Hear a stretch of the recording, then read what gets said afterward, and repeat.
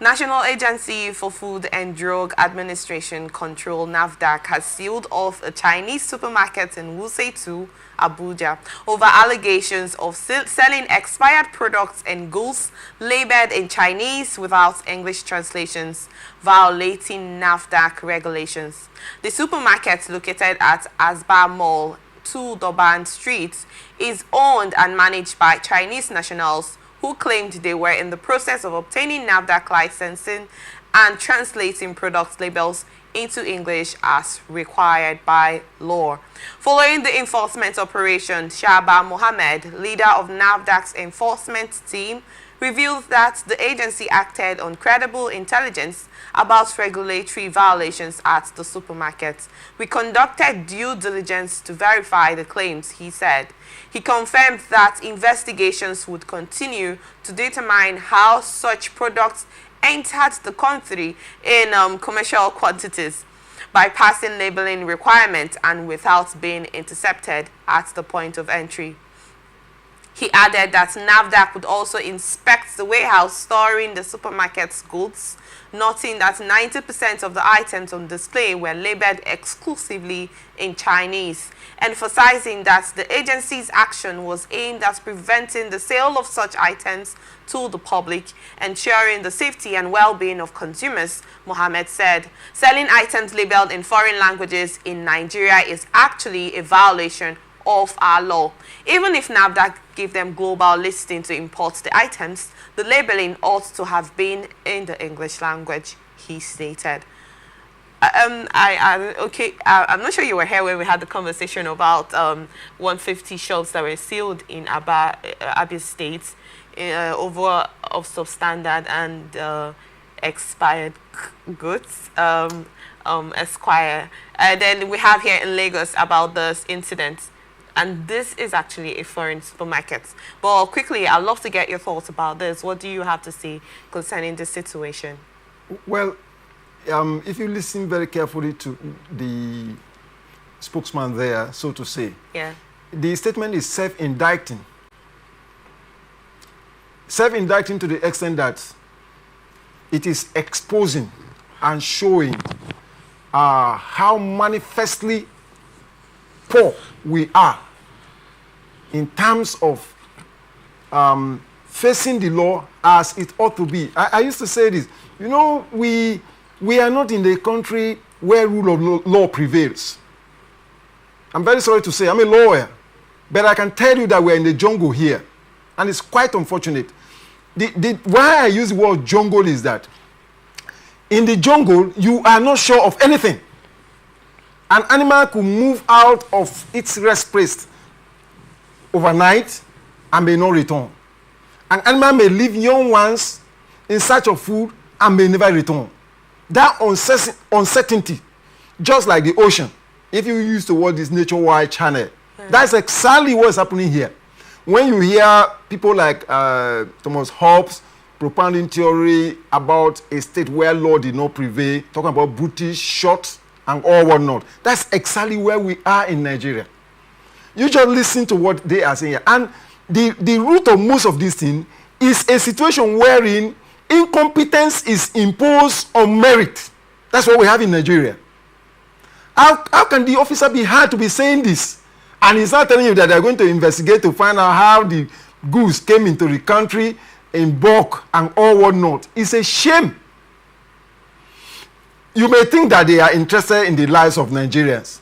Look, is it not China that the last administration was borrowing money from? And a minister under that administration said that all they are interested in, they should bring the money. The contract were written in Chinese, not English. That is to tell you how bad it is. And from reports we gathered then, that some of those contracts were written in a form that, you know, if Nigeria is unable to pay, indirectly Nigeria is ceding over its national asset. A minister came out to say that even if it amounts to ceding our sovereignty, that it does not matter. Can you conjecture? Can you have a mental picture of the state of mind of such individual? That is how funny we are. Is it not China they are running to borrow money? So they see. I was discussing recently with one of my friends. He said you should ask yourself, when we talk about the volume of wealth here, to tell you that the poverty that is here is man-made. He said what should give you the picture is that the Chinese are ready to take any risk to come to Nigeria while Nigerians are running out. That there is so much wealth. He talked about a particular mineral that they just discovered at the beach of Akwa Ibom State, and they are moving them and transporting them to China for the production of glass. So, coming here, the position of the law is that if you are bringing in such goods, you must translate them. You know, if you are doing a translation into English language, which is our major distinction here, you will have the expiry date even stated because NAFDAC will be involved. Now, the thing that becomes so bad to the point that an insider who understands Chinese and also English language, I'm sure in Nigeria, who must be anonymous in this circumstance, has now come up to leak to the effect that they are selling expired products. You know, yesterday I went to a supermarket to go and buy something for my daughter. For the first time, I had to recalculate the money. Because 2 days ago, I was in the major supermarket in this town, wherein a victim of cheat by the staff manifested 500 naira. I didn't know the woman counted the this thing. I asked the lady, how can you say that? And she had to bring 500 naira and give to the woman. Whenever I go to supermarket, I don't count. And I'm warning Nigerians, when you go to supermarket, ensure you count how much goods you bought. These young people over the counters there are doing funny things. I can tell you that without looking back. So how can, and most of these people here, they may be Nigerians employees, they should have an idea about this. They are selling expired product. Let me say this to you. Most people don't know the implication of selling or taking expired product. I give a practical example. There's this drug called Wuse, which is, I think is targeted at skin diseases.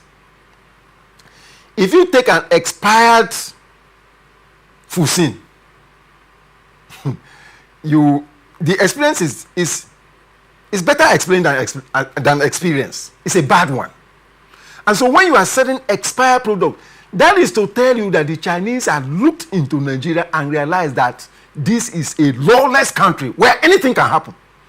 Mark it if there will be any prosecution. That is the challenge. Mark if there will be any prosecution. Nothing will happen. And that is where we are. So let me cut you short here. I actually want you to continue more on your analysis, Barrister. You said because we are lawless and we accept anything, that's why the Chinese could actually sell expired products here. That means, in essence, they do not sell these products in their country. You can try it. Okay. You see, you cannot. What is not tolerable in their countries, and let me say this to you. Under political economics, poverty and ignorance, they are two effective weapons of war. Now, at the international level, there are things, foreigners are not going to build this country for us. And this is what I say to those who are jackpying. By virtue of my position as a notary public or Supreme Court of Nigeria, even yesterday, I was signing documents for those who are going. I was jokingly, I was telling a lady I met at ShopRite, and I told her why I was, notarizing her document. I said, well, those of you who don't have the liver that are jackpying, you people should be going. We and them will die here. When we make things okay, people will come back. She laughed. And I'm serious about it. Men and women build countries. You hear of Canada, you hear of Israel, you name them. That's why I get so worried. Nigerian men of God are praying to the God of Israel. Get to Israel. I've been privileged to get to Israel. Check the level of security alertness in Israel. And it is the God of Israel we are praying to. And Israel is protecting itself. So what's going on here? These foreigners will not build your country for you. If you are law, because what puts country in its proper trajectory is the law, is the state of the law. If they come in here and realize that we are operating a failed or a kind of jungle-like operation of law, wherein you have double standard, you apply law the way you want. People are above the law. People can do things and get away with it. Foreigners will take full advantage of it. Do you know what's going on? These foreigners are acting in full connivance with our so-called leaders who are neck up offline. So in this instance when Nafdac got the information and sealed this Chinese supermarkets, don't you think that that's actually a sign that we do not accept lawlessness in the country? To start with, that's a reaction. Under adversity intelligence, we have what we call reaction and we have what we call response. What we are seeing is a reaction. It's like what the Nigerian Bar Association president visiting the what do you call it? Defense chief in this country, I think a few days ago, was talking about a lawyer that had been arbitrarily arrested and detained. Is it when a lawyer is a victim that you need to speak up? Are you listening? Now, in this circumstance, before such a product is supposed to come to Nigeria, there has to be, in fact, the translation is somewhat, if you listen, the Chinese are now dribbling the Nafdac by telling them that they are in the process. Where can you say such nonsense? They are in the process of translating and you are selling, and the sad aspect of it is this, that these products are expired, which means they are poison. So these products are actually transported into Nigeria through the custom, because they go through process, they go through the borders before they get into the country, isn't it? Sure. And there are Nigerians at those borders that oversee these things from getting into the country. So how did they get here? That's another question, because I've been waiting for you to say all your analysis. How did they get here? Because we're actually stated that the story that how did these goods pass the country before Nafdac could actually get, to the parts where they noticed that these goods were expired. Who gave them the authorization to own the supermarkets? Because I am not a business person, but I know that before you own a particular business or something you're doing, you need to go through certain undertaking. There are certain agencies that need to sign, give you the authorization to run that particular business, isn't it? And then there has to be inspections. There has to be protocols that needs to be observed before your goods are being sold. First off, we can say, okay, it's not an understandable thing that they sell expired products, but selling products that are written in Chinese. And Nigerians have been buying these goods. Nigerians have been patronizing the supermarkets for a very long time before it got to the notice of Nafdac. Why has nobody spoken about it? Why has nothing been done about it up till now? And some people would have actually been consuming these expired products. Like you talked about the medication that has effects once it's expired, and all of that. Why did they let it linger for this long period of time? You may not know. I would have asked you, how do terrorists that are killing indigenous population in Nigeria come into Nigeria? How did they come in? The duty of the Army, Air Force, and Navy is to defend Nigeria and defend Nigerians' territorial integrity against invasion by foreign terrorists. The law will fail wherein those in authority have interest in the coming in of these terrorists. And that's exactly what is happening. Last time I came to this place, I gave you a practical example of how, when the National Assembly said they were going to take steps to monitor the activities of the Army Chief, Navy, that is the head of the chiefs, at the head of these security operatives, that they should be doing what they ought to do. That was voted down. There's a connivance at the highest level. I was listening to Father, Senior Advocate of Nigeria, recently brooding over this issue of Dele Farotimi. And he said that in a capitalist country, that sadly, like Nigeria, what the law is what the political class conspire among themselves to be the law, and not what it is or what ought to be. So, Barrister, in this instance, are you trying to say in essence that there's a conspiracy going on that allowed this Chinese supermarket to actually go on? This is just one of the few. Like when we started, I made mention of the Abuja shops that were sealed over substandard products that were sold, But in this instance, that these products that we consume are written in Chinese, and this is not a dominant country that speaks Chinese language. I am telling you. So how did this come into place? I am telling you, when the law fails, when there is double standard, this is one warning I give to people. When people abuse the law, the resultant consequences of the abuse of law is always far more terrible than anticipated by those who originally abused the law. Do you understand it? Yes. You know that somebody like Ekweremadu, if he were in Nigeria, because first of all, what Ekweremadu and those who fall into his class did under the 7th National Assembly was to amend the law.